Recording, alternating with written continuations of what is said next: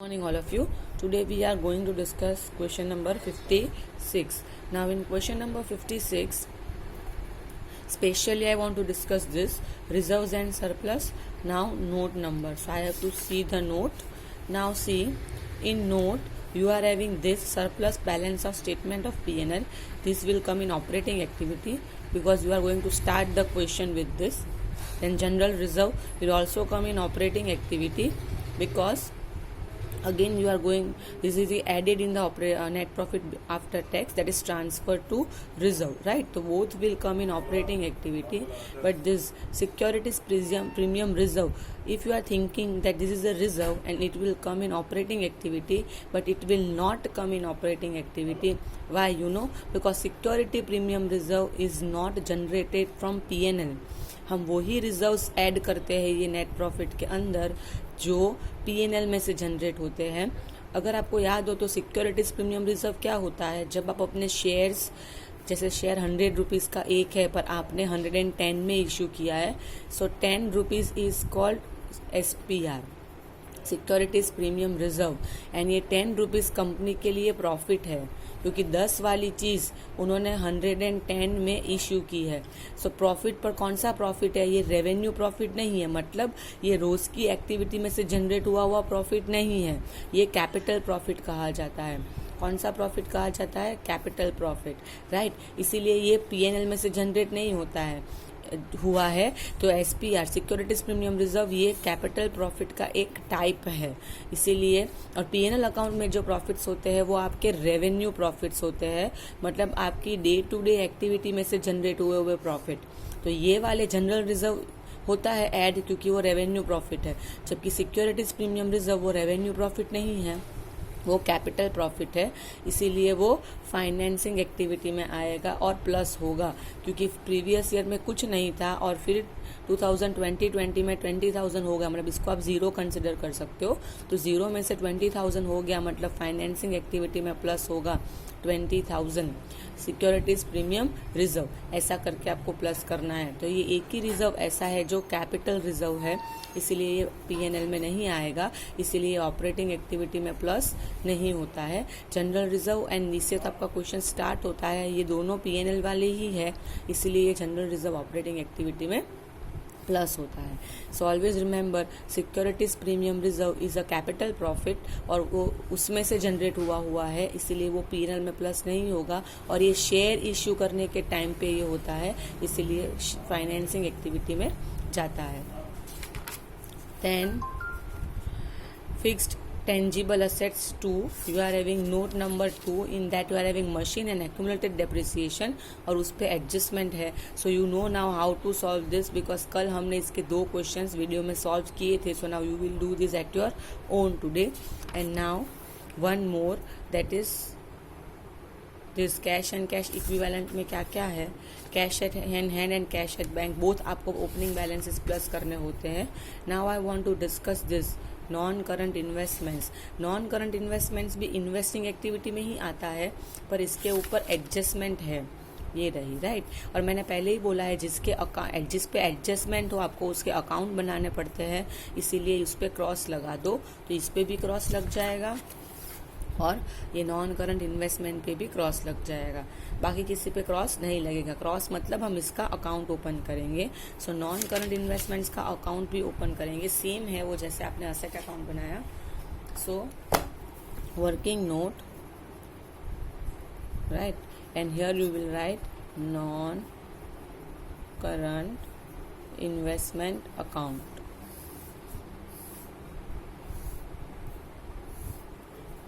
अब ये भी एज यूजुअल आपके बाकी फिक्स्ड असेट की तरह ही होता है. उसका ओपनिंग बैलेंस यहाँ पे आएगा और क्लोजिंग बैलेंस यहाँ पे आएगा, राइट.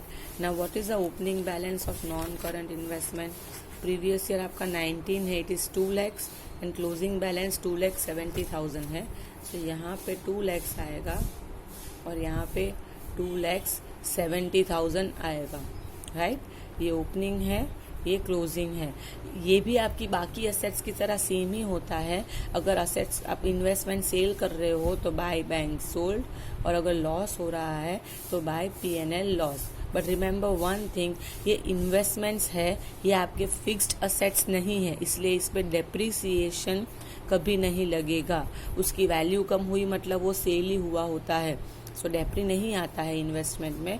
अगर प्रॉफिट हुआ तो इस side to P&L profit and to bank purchase, बस।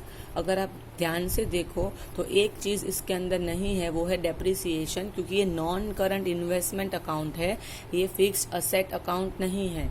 जैसे प्लांट एंड मशीनरी है या बिल्डिंग है, ऐसी उस पर ही डेप्री लगता है, इन्वेस्टमेंट्स पे कभी डेप्री नहीं लगता है।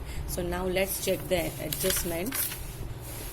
Now in adjustment, during the year non current investments costing 80,000, as I said कि ये कॉस्ट कहीं पे भी रिकॉर्ड नहीं करना होता है, were sold at a profit of 16,000। तो मतलब ये आपको प्रॉफिट दिया है, क्या दिया है? प्रॉफिट। तो यहाँ पे आएगा प्रॉफिट 16,000, राइट। और अब ये लोग बोल रहे हैं कि आपने इसको प्रॉफिट पे सेल किया है, ऑब्वियसली तो उस पर डेप्री तो लगता नहीं है, तो 80,000 तो माइनस, डेप्री तो माइनस होगा नहीं इसमें से, तो 80,000 वाली को आपने 16,000 प्रॉफिट में बेचा है, तो मतलब आपका सेलिंग कितना होगा? 96,000 आपका सोल्ड होगा, तो लॉस नहीं है, क्योंकि इसकी जगह पे आपको क्या हुआ है? प्रॉफिट। तो इन्वेस्टमेंट अकाउंट भी यहाँ से आपने ये सीखा कि अगर देखो सारी आइटम्स आपके असेट अकाउंट जैसी ही है, सिर्फ डेप्रिसिएशन इसके अंदर नहीं आता है, क्योंकि इन्वेस्टमेंट्स पे कभी भी डेप्री नहीं लगता है। और दूसरी बात कि कॉस्ट भी ये रिकॉर्ड नहीं होता है, अगेन क्योंकि कॉस्ट ये ओपनिंग बैलेंस में ऑलरेडी क्या हो चुकी होगी? इंक्लूड हो चुकी होगी। अब यहाँ भी आपकी दूसरे असेट की तरह कभी प्रॉफिट देंगे, कभी लॉस देंगे, प्रॉफिट दो तो ऐड कर दो, लॉस दे तो माइनस कर दो आपका सेल्स ढूंढने के लिए, राइट। क्योंकि 80 वाली अगर आपने प्रॉफिट में सेल की है, मतलब आपने 80 से ज़्यादा में ही बेची है, तो प्रॉफिट वाला पोर्शन 80,000 में प्लस कर दो, मतलब आपने 96,000 में इन्वेस्टमेंट को सेल किया है। सो नाउ 3 आइटम्स अगेन, ये असेट है इसलिए इसका परचेज आएगा इन्वेस्टिंग एक्टिविटी में, माइनस होगा, ये बैलेंसिंग फिगर है, ये भी इन्वेस्टिंग में आएगा, सोल्ड पर वो प्लस होगा, राइट। और let's now calculate the purchase value, 2 lakhs plus 23 lakhs 30,000, 3,66,000 is the total।